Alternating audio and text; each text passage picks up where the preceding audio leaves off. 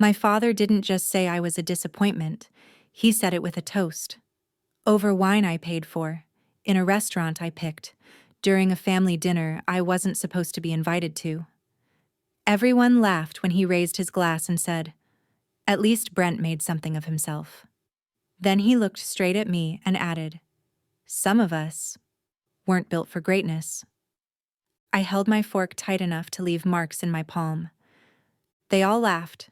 Brent, my uncle, my mother with that same tight-lipped smile she always wore when things got cruel. I felt myself disappear again, like I had so many times before, shrinking in plain sight. The girl who was too intense, too opinionated, too much trouble. The daughter who made it into law school but dared to walk away from the family firm. The woman who never came back. I had practiced silence, perfected it even. But that night, my silence had a cost. Because just as I was reaching for my coat, ready to leave like a ghost, a voice rose from behind the table. Firm, measured, recognizable. "Excuse me, is that Judge Monroe?" Everyone turned. My father's boss, the one who chaired the board of the very law firm that had once blackballed me, was standing with a stunned look on his face. "Ma'am, Federal Judge Monroe, correct?" he asked again, this time with a respectful nod. The room fell dead silent, and for the first time in my life, my father looked at me not like a mistake, but like a stranger he'd underestimated. I stood there, still holding my coat, no longer invisible. You want to know how I got there? You want to know what came before that moment? What I had to survive, bury, fight through just to be seen? Then stay with me, because I'm about to show you. I'm Cassandra Monroe, and this is not just a story about the law. It's a story about dignity, and what happens when the very people who raised you try to erase you. Before I share my story, I want to know you are here with me. Just say hi in the comments, or let me know where you are.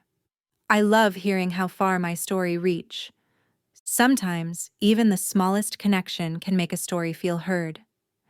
And if my voice means something to you, please subscribe. It helps more than you know. Thank you. And now, here's my story. I gripped the steering wheel tighter as I turned off the main road onto the dusty stretch leading into Monroe Ranch. The Texas sun baked the windshield, but it wasn't the heat that made my neck tense. It was the familiarity of the terrain, those brittle mesquite trees, the rusty mailbox leaning like it gave up decades ago, the endless drone of cicadas. I hadn't seen this place in almost 7 years, not since I left with a suitcase and a broken marriage. Funny how everything looked exactly the same, like time had stopped here, except for me. On the back seat was one small bag. No judge's robe, no federal briefings, no shiny credentials. Just clothes plain enough to make me invisible in the room I was headed toward. Family never asked, so I'd learned not to bring the parts of me they didn't care to know. I remember the last time I left. My mother, Ellen, stood on the porch with arms folded, her voice like iced tea poured too slow. The price of being stubborn is living alone. And 5 years ago, during our last Zoom call, my father Carl asked if I was still teaching at that community college. He said it kindly enough, then added, "Teaching's good, so long as it's temporary." In their eyes, I was frozen at 22, the girl who cracked under pressure, the one who dropped out of law school, the one who married the wrong man, Daniel, and then had the audacity to leave him. They never saw the woman who put herself back together in silence. I hadn't planned to come back. Not really. But this was a milestone, 40 years of my father's career at Lonebridge Oil, and the family was throwing a formal dinner at the house. I got the invite in a group email, buried beneath reminders not to dress weird and a suggestion to just drop by, make an appearance. So I came. Not to confront, not to announce anything, just to exist quietly, like a courtesy visit to a childhood museum. The house hadn't changed. Brent's law school diploma still hung like a shrine in the center of the living room, framed in oak, spotlighted like a holy relic. My college photo? I found it later, stuffed in a yellowed album under the basement stairs.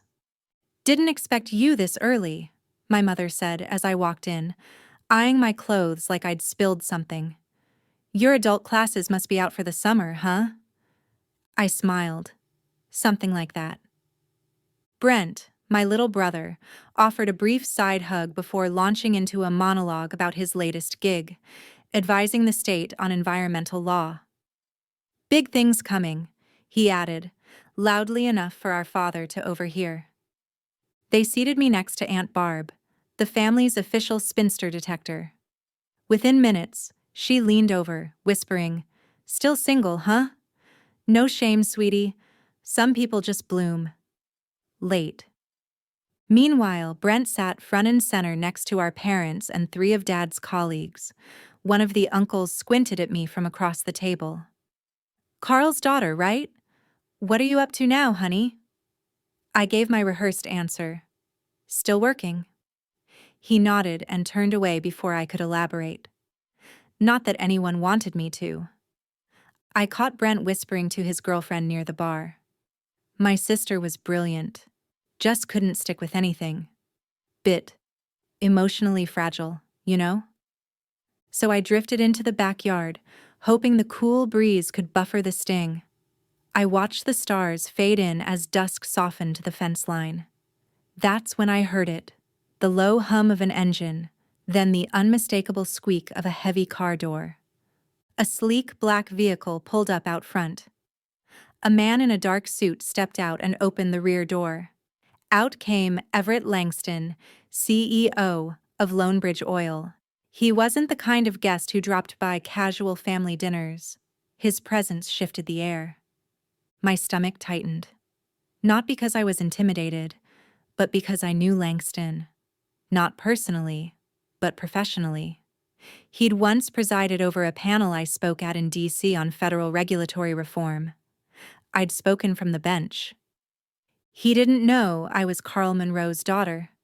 Later, in the kitchen, as I helped my mother carry out wine glasses, I heard a voice behind the pantry door. "Langston's. Will Judge Monroe be joining us this evening?" he asked quietly. Carl answered too quickly. "Nah. She's just a teacher. No connection." I stood frozen, one hand on a glass stem, the other on a breath I didn't release until much later. Because that's what I was to them.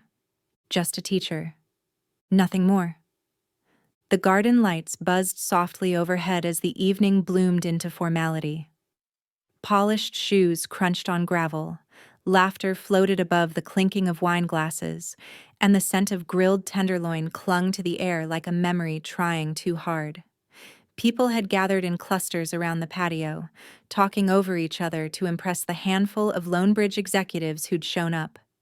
But the noise dulled to static for me. I'd claimed a quiet patch of the side porch, a glass of club soda in hand, watching the night stretch its long arms over the Monroe house. My presence still registered about as strongly as the potted fern behind me. Then, a shift. The hum of a luxury engine. A car door closing with a crisp thud. Conversations faltered, heads turned. Everett Langston had arrived. Langston wasn't the kind of man who showed up at retirement dinners for mid-level executives, not unless there was a press release involved or a strategic agenda. His presence was currency. And suddenly, every cousin, aunt, and distant colleague was jockeying for proximity. I stayed put, tucked into the shadows of the porch beam. I had no interest in handshakes or fake chuckles, especially not in a room where people still introduced me as Brent's sister, or worse, Carl's daughter, as if that alone was a credential. I took another sip and let my mind wander. To D.C., to the years I spent rebuilding from the inside out. I remembered walking into the registrar's office at Georgetown, signing my name as Cassandra Monroe. No Carl attached. Just my mother's maiden name. It wasn't an act of rebellion. It was preservation. A quiet decision to move forward without the weight of people who only saw my failures. I didn't do it out of spite. I did it to survive. And maybe, in some buried part of me, out of shame. Not for what I'd chosen, but because I was tired of having to defend those choices. Movement pulled me back to the present. Langston was no longer in the crowd. He was facing my father, speaking quietly. And then, he looked straight at me. It was just a second, a flicker. But I knew that look. Recognition. I froze. Before I could turn away or fade back into my porch corner silence, he began walking toward me. The hum of conversation dulled to a hush. Every set of eyes subtly shifted in our direction, sensing something off script. Langston stopped a few steps in front of me, his tone respectful but clear. "Forgive me if I'm mistaken," he said, "but you're Judge Cassandra Monroe, correct?" The air left the room. My father blinked. My mother's wineglass dipped slightly in her hand. Brent made a sound in his throat. Half cough, half warning. Langston straightened his jacket and gave the slightest bow. "Ma'am, it's an honor. Your ruling on the Midland Water Act set a new national precedent. Our legal department still references it monthly." For a beat, no one spoke. Then, as if on cue, the crowd shifted. Just a step. Not toward him, but toward me. For the first time that evening, they actually looked at me. Not past me, not through me.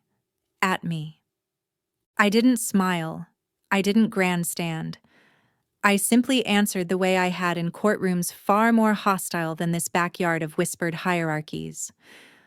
"I was invited as family," I said, voice level, "but I appreciate your kind words." Langston glanced around, clearly aware of the frozen tableau. Then, with a subtle shift in his tone, he added, louder this time, "Carl never told me you were his daughter. I'd have invited you to our legal summit long ago." It was calculated and effective. My father turned to me slowly, not with pride, not even with confusion, with fear. The kind that came not from misunderstanding who I was, but realizing, maybe for the first time, that he had never actually known me at all. The house, once buzzing with self-congratulation and social climbing, had grown silent after Langston's words. No one said anything directly to me after that, but their eyes lingered longer, their conversations now stitched with caution. I wasn't hungry. I slipped away before anyone noticed, though I doubt they would have, and climbed the stairs to the second floor. My old room was still there, tucked at the end of the hallway like a secret no one had figured out how to clean up. When I opened the door, it hit me. Nothing had changed. Same faded poster from undergrad pinned crookedly above the dresser. Same curtains my mother insisted made the room look grown up. Even the stack of books I never finished was still on the nightstand, collecting dust like relics from a version of me they'd preferred to keep in storage. I opened the top drawer without thinking, and there it was. An old photo of me and Daniel, both of us young and naive, arms around each other like we had a clue what forever meant. They hadn't erased me. They'd just paused me at my lowest point, as if time only counted when I was failing. Daniel. God, he tried. He believed in me when I didn't believe in myself. When I told him I wanted to go back to law school, he didn't flinch. He printed out the application for me. He worked double shifts at the hangar just so I could buy textbooks. But he never fit here. My father couldn't see past Daniel's job title, aircraft mechanic. "He fixes planes, Cassandra," Carl once said at dinner, his voice razor sharp. "What exactly is that supposed to teach you about law?" That night ended with Daniel gripping the steering wheel so tight his knuckles turned white, and me crying into my coat.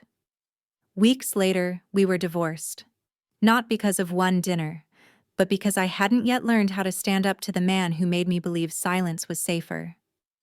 I sat on the bed now, older, stronger, but somehow still carrying pieces of that night in the lining of my lungs. I told myself I'd come here to be quiet, but quiet didn't mean small. It didn't mean forgotten.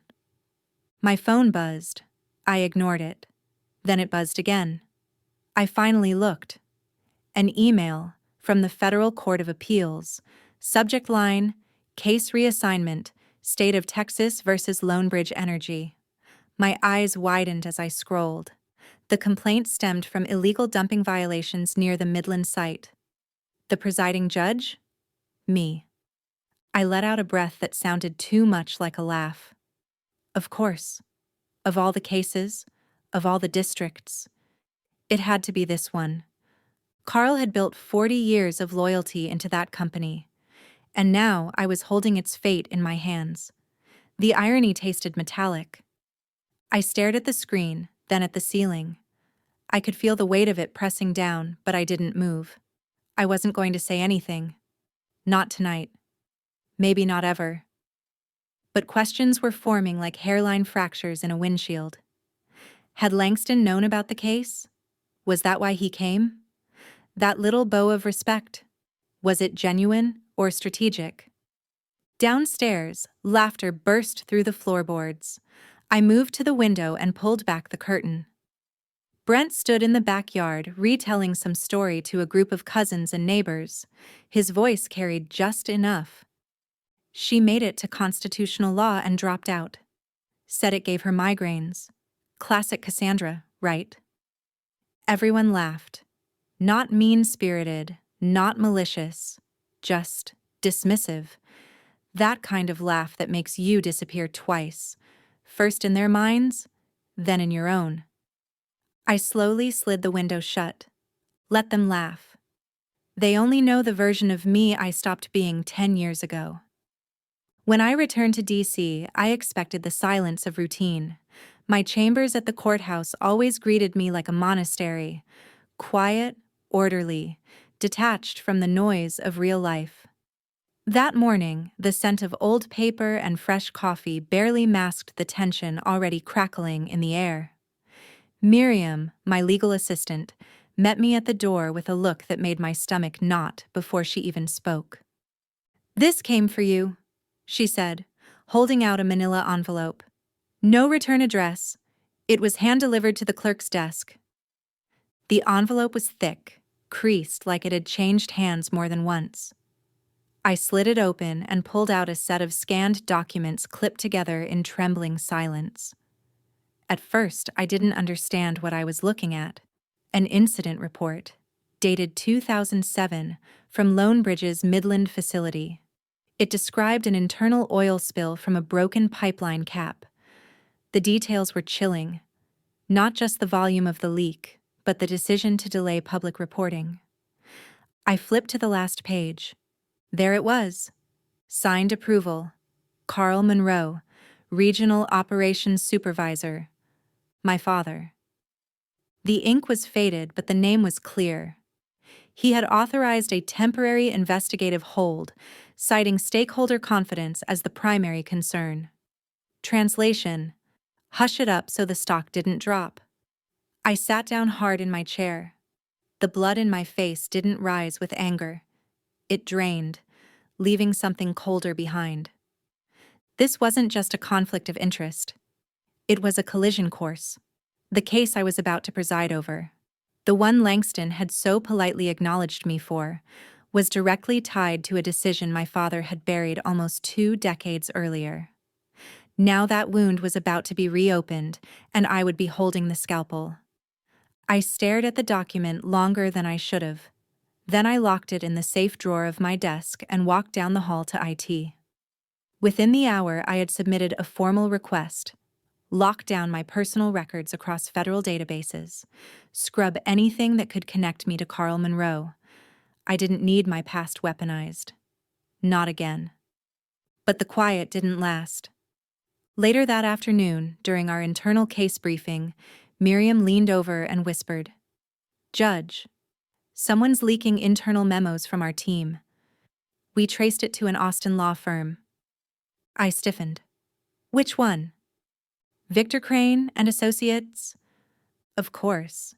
Victor Crane, sleaze in a $1,000 suit. We'd faced off in a toxic tort case 2 years ago.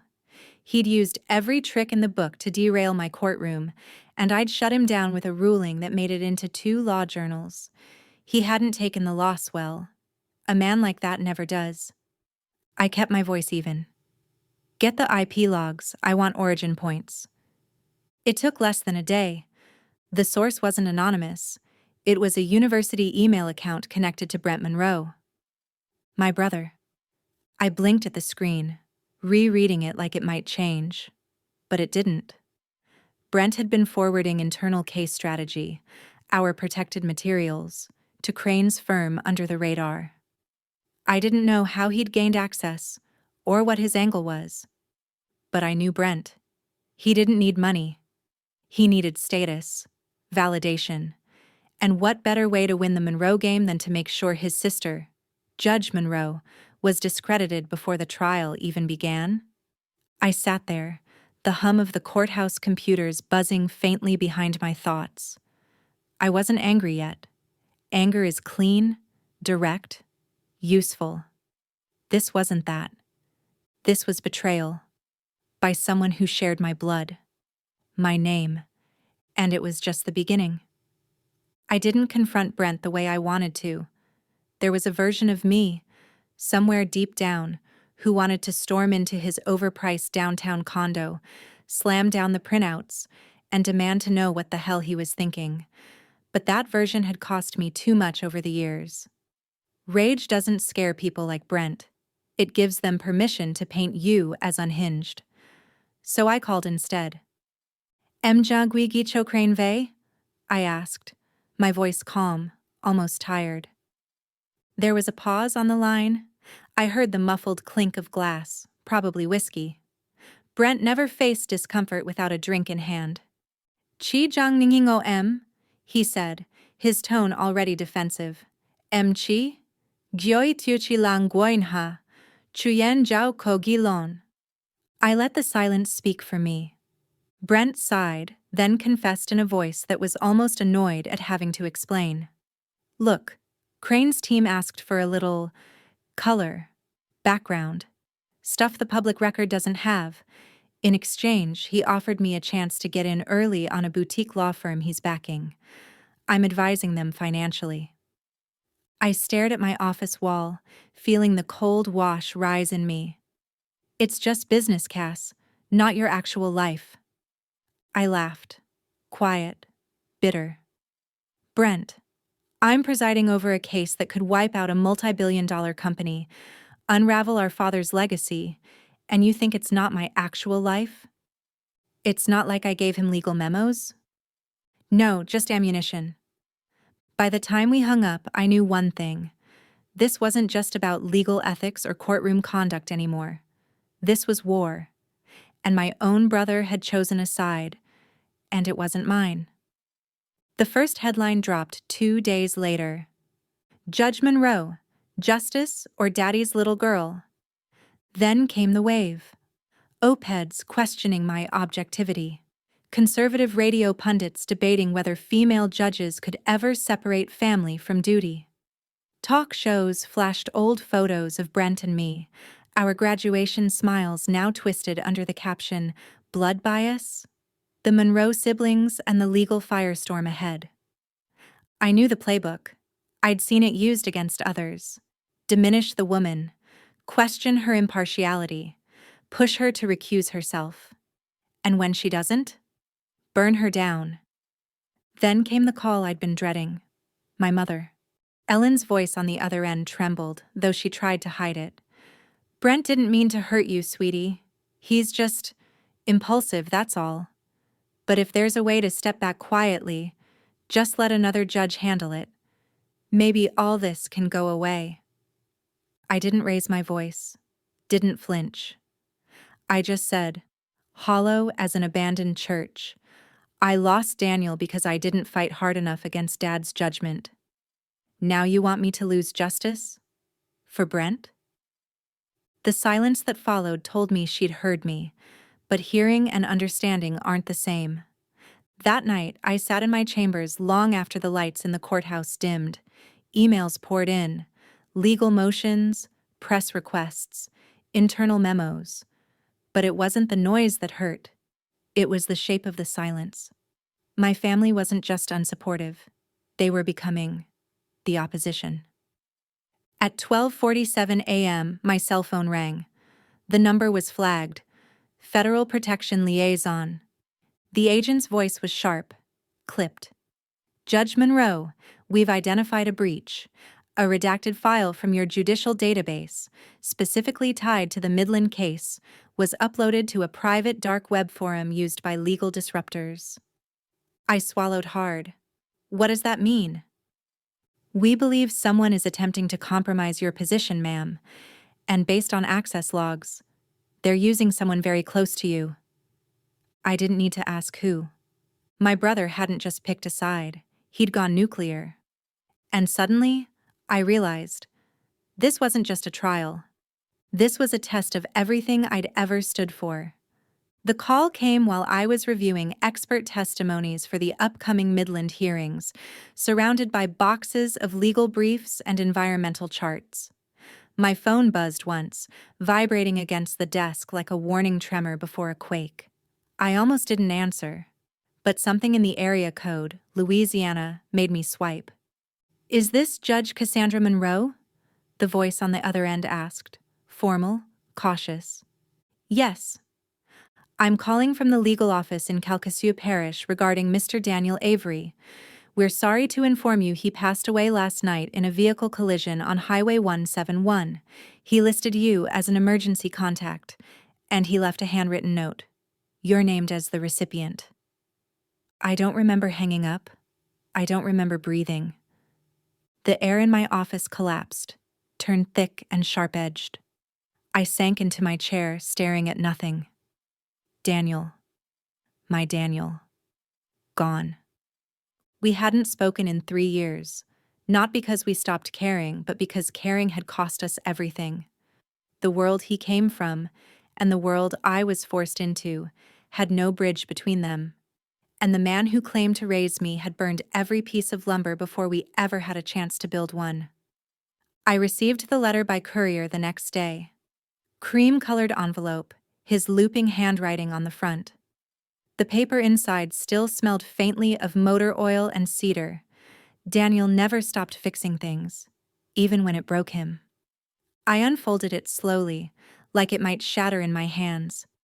"Cass, if you're reading this, I guess God figured I'd said enough dumb things in life and decided to make me shut up for good. I wish I could tell you I stopped loving you. It would have made walking away easier. But I didn't. I walked because I thought I was holding you back. Because I couldn't stand the way he looked at me.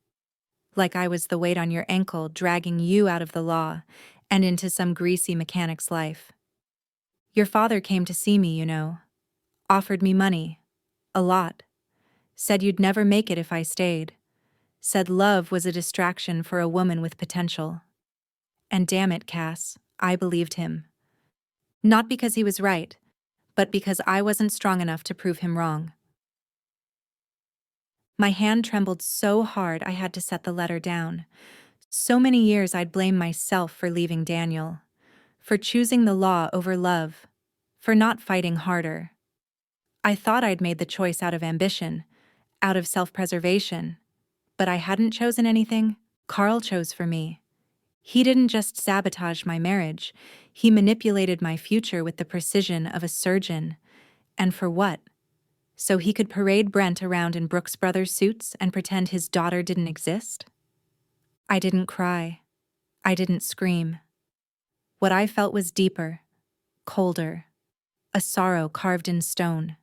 That night, I didn't sleep. I sat in the dark of my apartment, letter unfolded beside me, replaying every word Daniel ever said. Every moment he held me tighter when the world felt too loud. Every time he told me I wasn't crazy, I was just smarter than most people, and too honest to pretend otherwise. By sunrise, something in me had calcified. Grief became steel. At 7:06 a.m., I walked into the courthouse earlier than usual.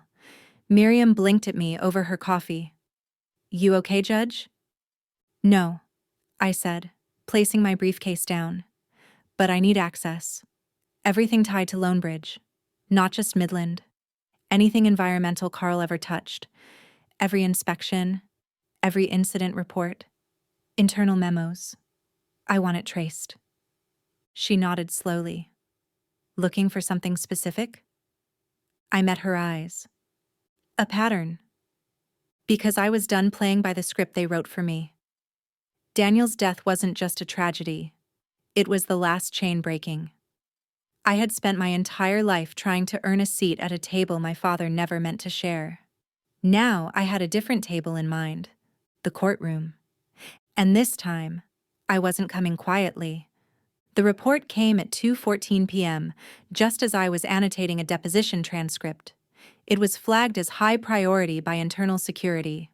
I opened it, expecting another wave of background leaks or media smears. But what I saw wasn't public. It was an internal access log, showing an email dump sent from a registered Lonebridge intranet account. The sender was Ellen Monroe, my mother. I froze. For a full minute, I stared at the name, blinking like it might vanish. I wanted to believe it was a mistake. Identity theft? A forged alias? Anything but what it plainly was. I booked the next flight to Texas. The house looked the same, but the moment I stepped in, the air was different. Heavy. The kind of heaviness that settles between people who once shared everything and now can't even share the same truth. Mom was in the kitchen, drying her hands with a towel. Her face lit up, then faltered when she saw mine. "Cassandra? I need to talk to you. Privately." We sat at the breakfast nook. I didn't raise my voice. I didn't threaten. I just asked, "Did you send something from Lonebridge's system?" She shook her head too quickly. "No, of course not. I don't even know how to—" "It was your name. On the internal account. On the file dot." Silence. Then her eyes watered. She looked away and set her hands flat on the table. "I didn't send it. But I knew about the leak. The one in 2007. My breath caught. "Your father told me everything that night. He said if it got out, we'd lose everything.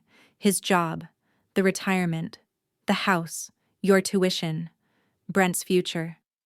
He said keeping quiet was for the good of the family." "You knew," I whispered. She nodded, tears spilling now. "I didn't know what else to do. I didn't want this. I didn't think it would come back." "You didn't think I would come back." She flinched like I'd slapped her. There it was. The final nail. The last thread of hope that someone in this family still had a compass, a line they wouldn't cross for convenience, snapped in front of me. Later that night, another blow landed. A video clip was uploaded anonymously to a closed legal forum and quickly leaked to the press. It was grainy, time-stamped 2007, but the voices were clear. Carl's voice. "Shut it down. The test results don't go public. You think shareholders care about trace benzene? They care about dividends." I watched from my apartment in D.C. as CNN plastered it across their banner. "Father of federal judge tied to oil spill cover-up." Brent followed soon after, standing at a podium in front of his office building, his voice measured but his eyes darting. "My sister Cassandra has long resented this family. I fear this is her way of lashing out, of turning public office into personal revenge." The reporter asked him directly, "Are you saying Judge Monroe fabricated evidence?" "I'm saying she stopped seeing herself as one of us a long time ago." I sat in the dark. No tears, no rage, just silence. I opened my laptop.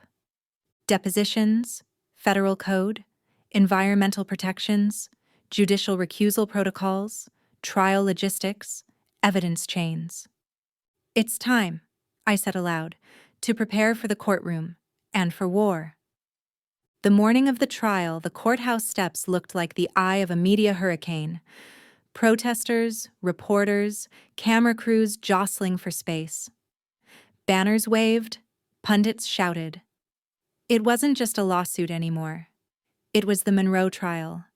Family, oil, justice, exploding in real time.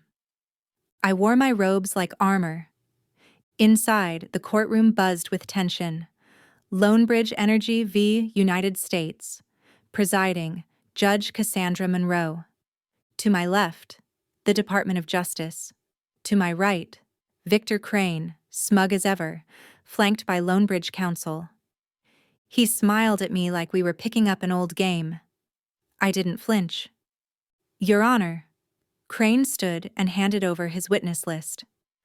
I scanned the names, until one made my fingers freeze. Brent Monroe. My brother. He took the stand that afternoon. Crane's voice oozed confidence. Mr. Monroe, would you say your sister has held long-standing personal grievances toward your family? Brent hesitated. I saw it, the flicker of shame behind his well-ironed shirt. Crane pushed harder, bringing up my failed engagement, my family's rejection, even my switch to my mother's surname. I looked straight at him. My brother. My blood. He looked back. Yes, he said. The courtroom tensed. Yes, we've had disagreements.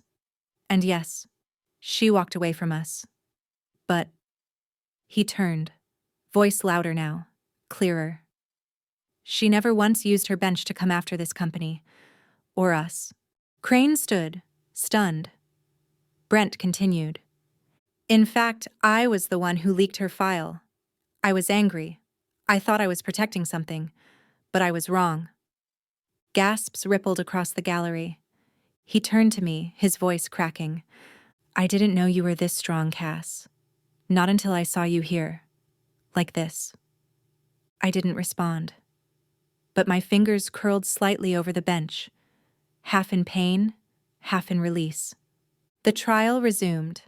I called expert witnesses, reviewed environmental impact data, questioned compliance auditors. The room was a battlefield. But I never wavered. At 4:43 p.m., I read my ruling. Based on the evidence presented, Lonebridge Energy is found in violation of federal environmental statutes.